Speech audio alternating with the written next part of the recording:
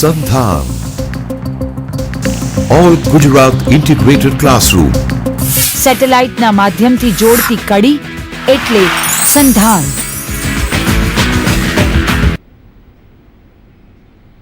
In this lecture, my dear students, we are looking at one essay, Beau, Tibbs. Yeah, B-E-A-U is pronounced Beau, Beau Tibbs, by Oliver Goldsmith.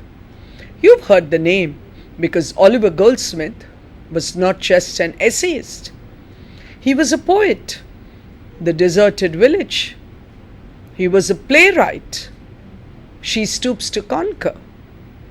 He was a novelist, The Vicar of Wakefield. And he was an essayist, Beau Tibbs. Oliver Goldsmith, an important writer of the neoclassical age.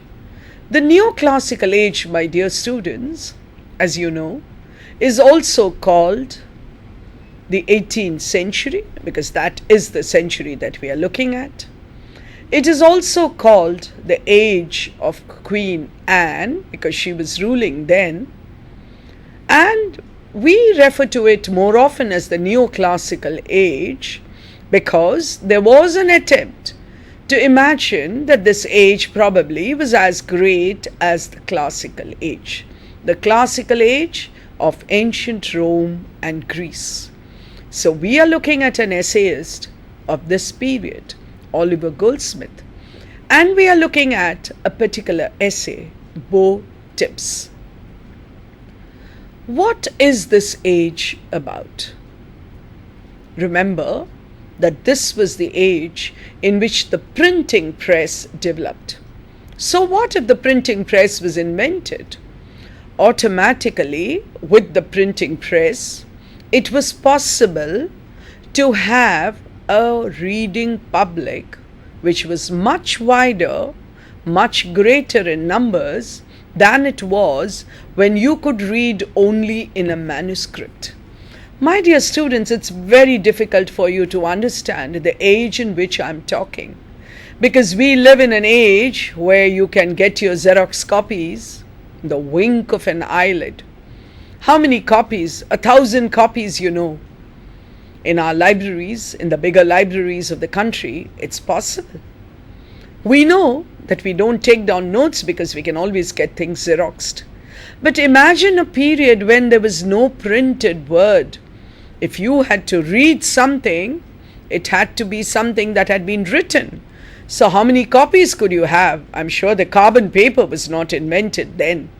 So we are talking of a period when the printing press had just been invented.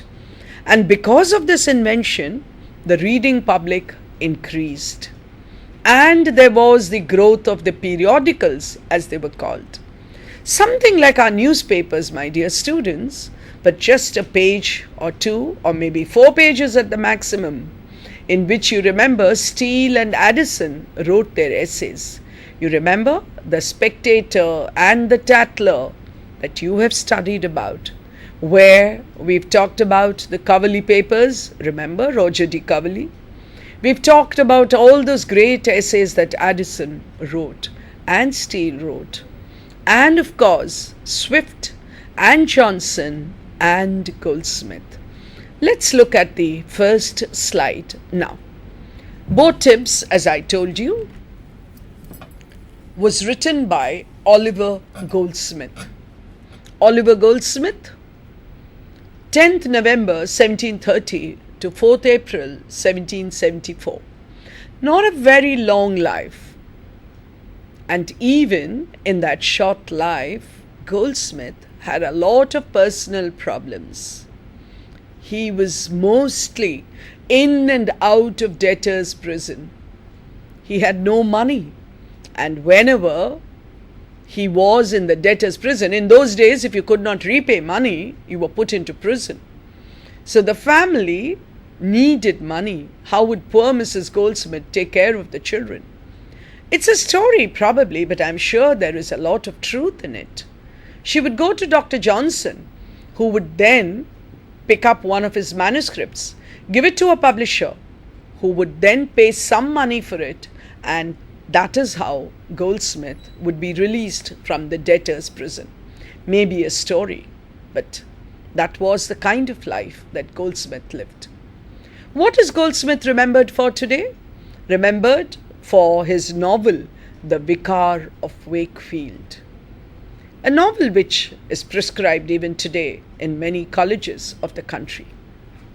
He also wrote the famous pastoral poem, The Deserted Village.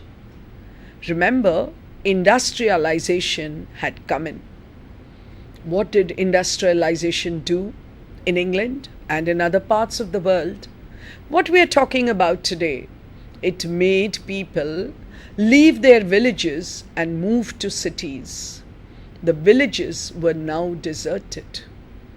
You might have seen something like that in that famous poem by Thomas Gray, Elegy Written in a Country Churchyard. The Deserted Village, which has the village schoolmaster. He mourns the loss of the beauty of the rural countryside of England. He also wrote, as I mentioned earlier, essays which were published in the Bee. The Bee is the name of a journal, a periodical of that time. Goldsmith's essays, very interestingly, collected as Citizen of the World, is a series of letters supposedly written by a Chinese visiting England about the strange customs and living social conditions of the British. What Goldsmith attempts to do here is to point out that one cannot see one's own eccentricities and foibles and quirks, but a visitor to our country notices all these.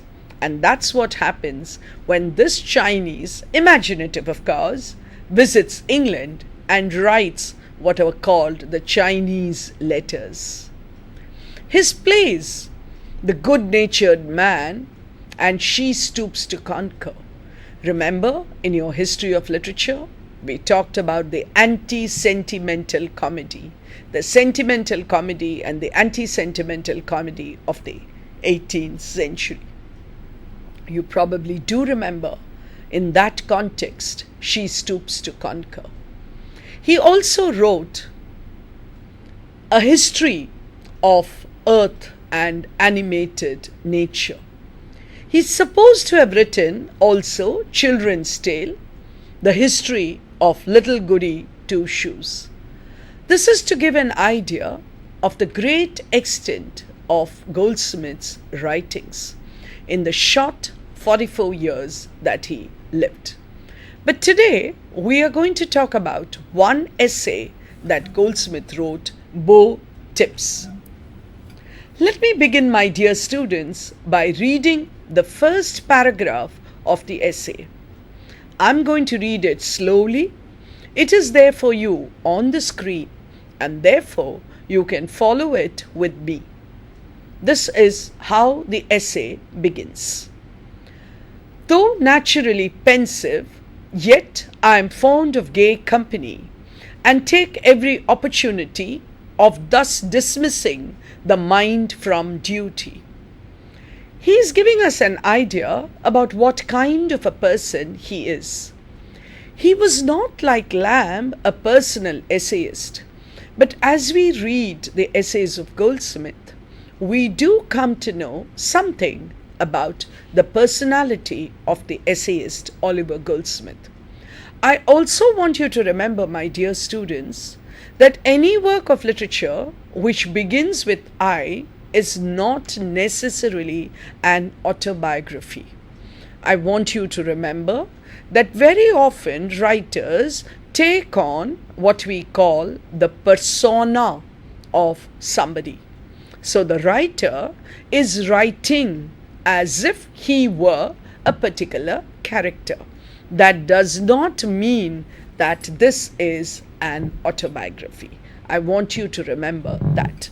So let's go back to the beginning of the essay, Beau, Tibbs.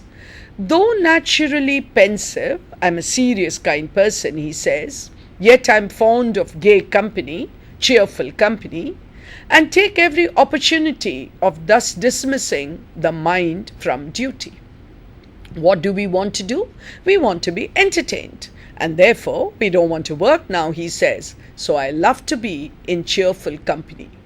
From this motive, I am often found in the center of a crowd, and wherever pleasure is to be sold, and always a purchaser. He's being very humble, and he says, I am never able to give pleasure, I'm only interested in getting pleasure. He's portraying himself as a person who himself cannot give pleasure to others, but is very good at taking pleasure from others. Now, because of the period, because of the age in which he was writing, he talks about selling and buying. So he says he is always a purchaser. And what is he buying, my dear students? He's buying pleasure. Don't imagine that you go to the market and say, I want 1 kilogram of pleasure, please. That's not what he means, and I'm sure you know that. What he's saying is that he always likes to be in the company of people who can give him pleasure.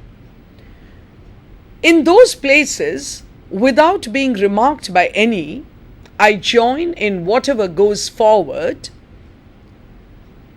I work my passions into a similitude of frivolous earnestness, shout as they shout, and condemn as they happen to disapprove.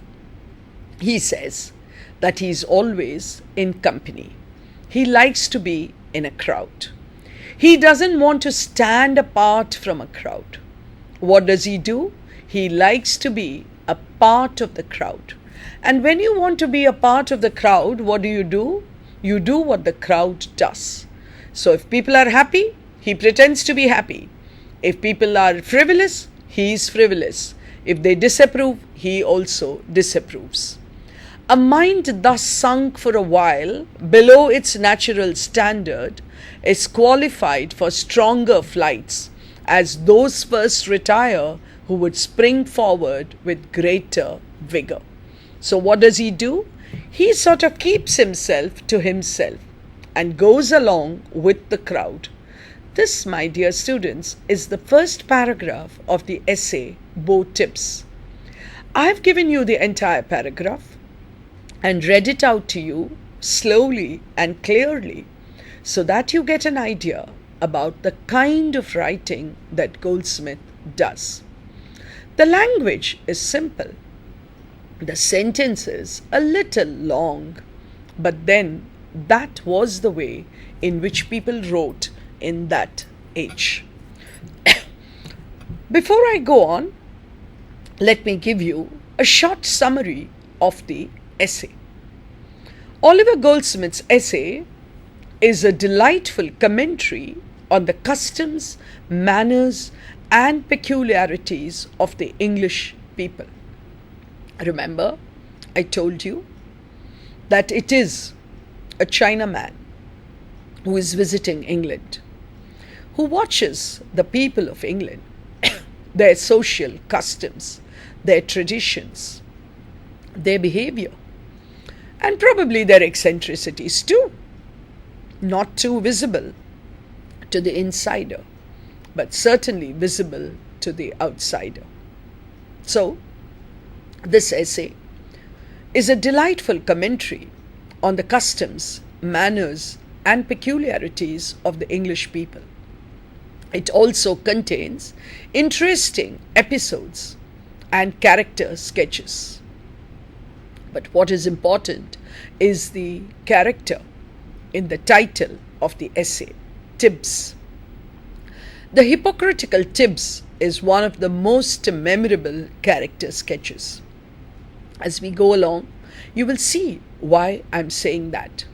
Because Goldsmith has so beautifully created for us this character. How does the essay begin, my dear students? It began, remember, with Goldsmith telling us something about what he likes to do. And what did he do? One evening, the author, that is Goldsmith, and his friend were out for a walk.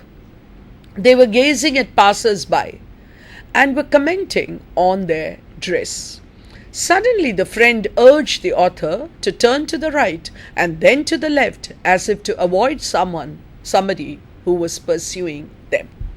So you have Oliver Goldsmith and his friend out for a walk. And I'm sure you, my dear students, are doing it very often. You're probably standing at the bus stop and having your own fun by passing comments on all the passers-by. Somebody's dress, somebody's hairstyle, somebody's slippers, somebody's way of walking. You would go on and on. This is what Goldsmith and his friend were also doing. Fine. But what happens suddenly? Goldsmith notices that the friend asks him to run once to the left and once to the right. What does that mean? As if he were trying to avoid someone. I'm sure you also would remember someday when you crossed the road just because you didn't want to come face to face with somebody. Somebody, a friend you wanted to avoid, a senior who you don't like, whoever. But you tried to avoid that person. Now this is what Goldsmith's friend urges him to do. Who comes there now? Who I have called the pursuer, the one who is chasing them. The pursuer soon came up to the author's friend and addressed him in a very friendly manner. Now the friend was trying to avoid the pursuer. And what was the pursuer doing? He was talking to him in a very friendly manner. The pursuer was wearing shabby clothes. There was a cheap buckle studded with glass on his bosom. Round his neck was a broad, thick black ribbon. His coat was dirty. He was wearing by his side a sword with a black hilt. His stockings were yellow with long service. I'm going to read for you this portion of the text of the essay. Here I've just summarized it for you. I've given you the summary because you could quickly try and recollect what kind of a person this pursuer must be. I've given you an idea of his dress. I've told you that his clothes were dirty. You could see that he had worn it for a long time, and that is why his stockings were yellow. What should have been white had now become yellow. But yet he wanted to look well dressed, and therefore he had a sword and he had a ribbon, etc., etc. I'm going to read out to you this portion in Goldsmith's own words. But here is a summary so that you can understand the portion when I read it out, the essay as I read it out to you. What do we know about this pursuer? Remember, the title of the essay is Beau Tibbs. A young man, a swashbuckling young man is a beau. B-E-A-U, but pronounced Beau, almost as if you were writing B-O-W. Remember, the English language, very often the pronunciation is very different from the spelling. Here is one more word for you. Not spelt B-O-W, but pronounced B-O-W, but spelt B-E-A-U. The pursuer is Tibbs. And what do we know about the character? My dear students, this is not how Goldsmith has written it. I'm summarizing it for you first so that you will be able to appreciate the essay better as I read it out to you a little later. The pursuer is Tibbs. Tibbs posed to be friendly with rich lords and ladies. He talked about one Lord Muddler with whom he was very friendly. He was like the animals which do not hunt for prey but stand still. That's what he says. The prey would fall into open mouths of their own accord. Then he describes about the dinner. He talks about the dinner. After thus pretending to have eaten dinner with aristocrats, he suddenly requested the author's friend to lend him half a crown. Imagine somebody who says that he is a guest of lords and ladies asks you for 5 rupees. It's something like that. He promised to return the money soon. This request reveals the poverty in which Tibbs really lived. The friend pities Tibbs for the latter would have nobody to help him in his old age. My dear students, this is a summary of the character of Tibbs. Now, I'm going to read out to you Goldsmith's own words. See how beautifully Goldsmith is able to describe for us Beau Tibbs. During the reply, I had an opportunity of surveying the appearance of our new companion.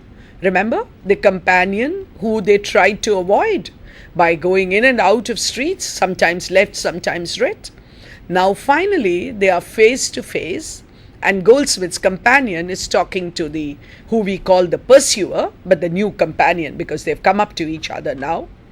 His hat was pinched up with peculiar smartness. His looks were pale, thin, and sharp. Round his neck he wore a broad black riband, and in his bosom a buckle studded with glass. His coat was trimmed with tarnished twist.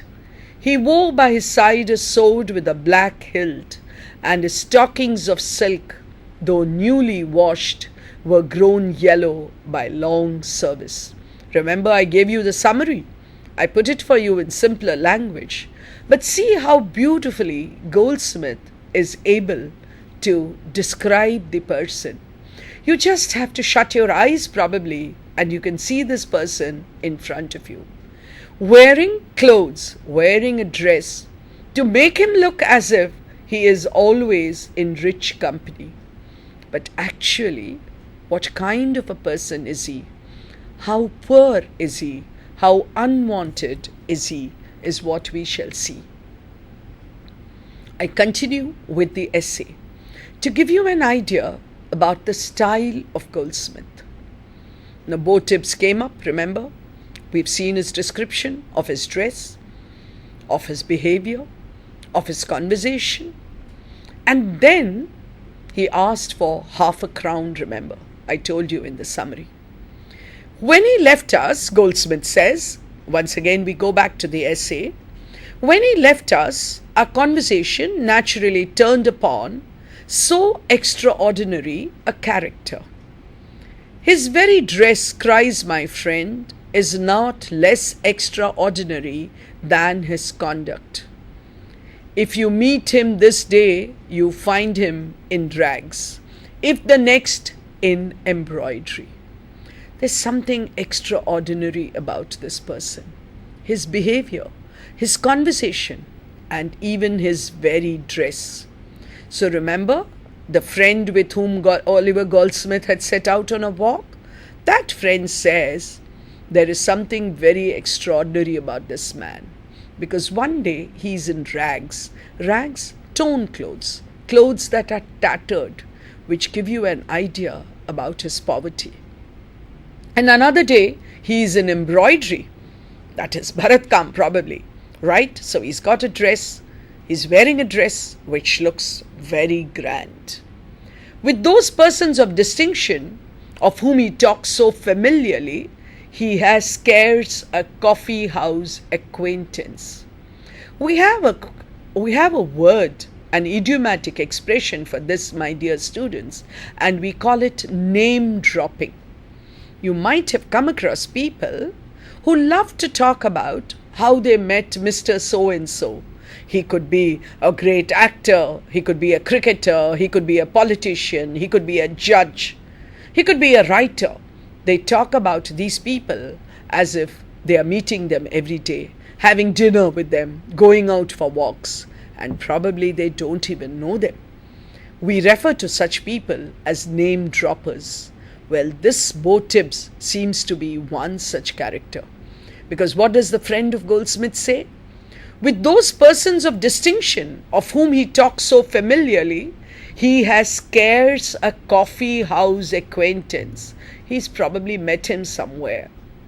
You might have seen a great actor at a function. You might have seen the actor, but that doesn't mean the actor has seen you, right? So also, he only has a coffee house acquaintance. However, both for the interests of society and perhaps for his own, Heaven has made him poor, and while all the world perceive his wants, he fancies them concealed from every eye. All of us can see how poor he is. All of us can see how he doesn't know anyone. All of us can see that he is only dropping names. But the friend says it is so sad that he himself thinks that it is concealed, that it is hidden. He does not realize that everyone he comes across knows that all that he is saying is not true. To my mind, Goldsmith is not critical of such people. He really pities them. As I know him to be a harmless, amusing little thing, I could not return his smiles with any degree of severity. So we walked forward on terms of utmost intimacy, and in a few minutes discussed all the usual topics preliminary to particular conversation. Goldsmith says, after some time, I stopped this topic and I moved on to something else. Talked about what we were talking before this man came across. What kind of an essayist is Goldsmith? I would like to read what Sainsbury says. Addison was no doubt a wiser man than Goldsmith, and though a less agreeable, he was possibly a greater writer. Leigh Hunt was, for more or fewer years, actually the contemporary of living men who are not yet Stulbergs, but his triviality emphasizes his outdatedness. He has neither the attraction of antiquity nor those of idiosyncrasy to recommend him. So some critics feel that Goldsmith is not as great an essayist as Addison or Steele or Johnson. But what makes Goldsmith such a great essayist, I think, is the humane quality, his love, his concern for the not so lucky, for those who are not as lucky as the others. Let me continue with the essay. The oddities that marked his character, however, soon began to appear. He bowed to several well-dressed persons who, by their manner of returning the compliment, appeared perfect strangers. At intervals he drew out a pocket-book, seeming to take memorandums before all the company, with much importance and assiduity. In this manner he led me through the length of the whole walk, fretting at his absurdities and fancying myself laughed at not less than him by every spectator. Let's see how the last paragraph ends, my dear students. By this time my curiosity began to abate and my appetite to increase. The company of fools may at first make us smile, but at last never fails of rendering us melancholy. I therefore pretended to recollect a prior engagement, and after having shown my respect to the house, according to the fashion of the English, by giving the old servant a piece of money at the door, I took my leave, Mr. Tibbs assuring me that dinner, if I stayed, would be ready at least in less than 2 hours. So they reach a place where Goldsmith realizes that nobody knows Tibbs, and he does what is best under the circumstances. He leaves. The essay leaves us with a sense of sadness, a certain melancholy, that there are such people who are not willing to accept the truth about themselves. That was the essay Beau Tibbs. On the basis of this essay, my dear students, can we try and draw some of the characteristics of Goldsmith as an essayist? There is mild humor, but with mild humor there is satire too. And Goldsmith comes across as a little whimsical, not very fixed in his ideas. There is a certain charm, a graceful charm. However, one notices that maybe Goldsmith is being critical not openly, not extensively, but to some extent of these kind of people, and probably preaching, moralizing, telling us that one should accept one's lot in life rather than pretend to be what one is not. And that is why I would like to imagine that in Goldsmith there is morality. There is certainly a note of didacticism, but it does not come to us very seriously, very forcefully, but it comes with a note of tenderness. He realizes that such people are really more to be pitied, more to be sympathized with, more empathy to be shown to them rather than downright criticism, rather than condemnation, because what they require from society probably is a certain understanding. And probably this is what makes Goldsmith one of the most humane of essayists. Remember, I began by telling you that Goldsmith himself was quite a poor man, and that is why he probably could sympathize with the poor, sympathize with people who were not lords and ladies. So what are the features that we see of Goldsmith as an essayist? I'm sure you could quickly jot them down, my dear students.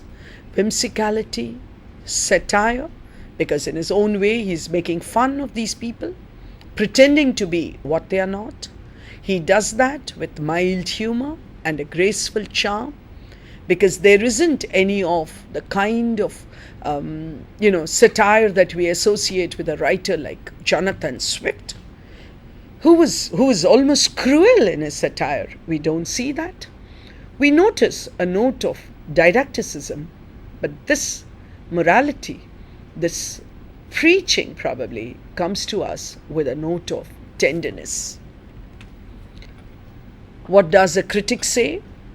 What Goldsmith did for literature was to sweeten and purify it from its violence, coarseness, and bitter wit. Remember, Goldsmith was writing at the same period in which Addison and Steele were writing.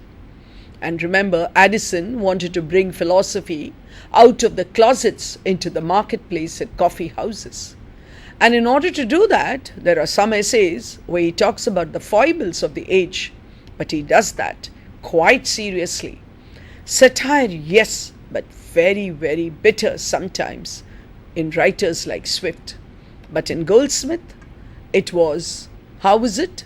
Sweetening and purifying literature from its violence, coarseness, and bitter wit. He has a tranquil magic, a tender homeliness, a light iridescent humor that will endear him to posterity. Tranquil, my dear students, is peaceful, a tender homeliness, because you notice that he does not openly or downrightly criticize Beau Tibbs. Instead, he does it in a very, very tender way. There is a certain homeliness, a light iridescent humor, something which brightens. The humor is not something that saddens you. It's something which brightens you. And it is these qualities of Goldsmith as an essayist that Compton Ricketts says will endear him to posterity. Go back, my dear students, and read the essay, because as we say, the proof of the pudding is in the eating. All that I've done in this lecture is to give you an idea of what the essay is about, the kind of language that Goldsmith uses, the characteristics of Goldsmith as an essayist, and summed up for you in very, very short what the essay is all about. But if you really want to appreciate Goldsmith as an essayist, if you want to understand why we consider him to be one of the great essayists of that period, what his contribution to the growth of the essay in the 18th century is, then you must go back and read Beau Tibbs. Remember, a part of The Citizen of the World, one of the essays which was initially published in the periodical called The Bee. So that was a lecture on the essay Beau Tibbs by Oliver Goldsmith. Thank you very much.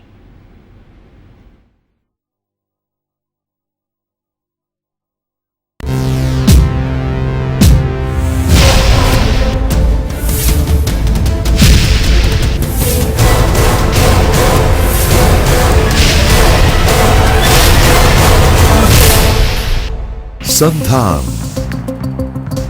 All Gujarat Integrated Classroom. સેટેલાઇટના માધ્યમથી જોડતી કડી એટલે સંધાન.